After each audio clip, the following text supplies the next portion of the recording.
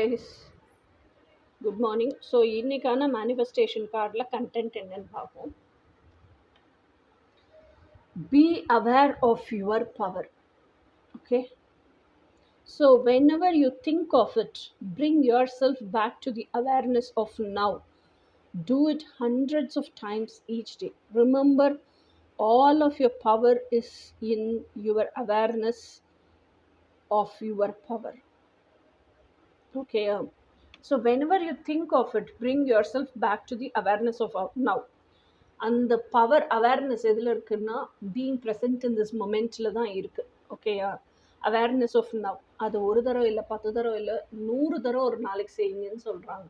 அப்போ எப்பெல்லாம் நீங்கள் வந்து பாஸ்ட்டுக்கு போகிறீங்களோ இல்லை ஃப்யூச்சருக்கு போகிறீங்களோ, always remember all your power is in the awareness of your power. ஓகேயா? அந்த அவேர்னஸ் எதில் இருக்குன்னா being in the present moment.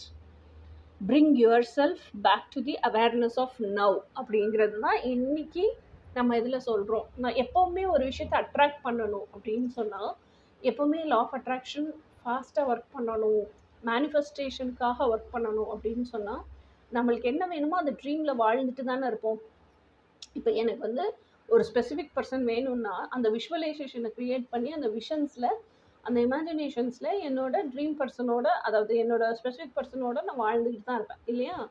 அப்போது அந்த ஸ்பெசிஃபிக் பர்சனோட வாழ்ந்துட்டுருக்கேங்கிறது ப்ரெசன்ட் டென்ஸ் தானே. இப்போ நான் ப்ரெசண்ட்டில் அது கற்பனையாக இருந்தாலும் என் உணர்வுகளோடு கலந்து அதை நான் வாழ்ந்துக்கிட்டு தானே இருக்கிறேன்.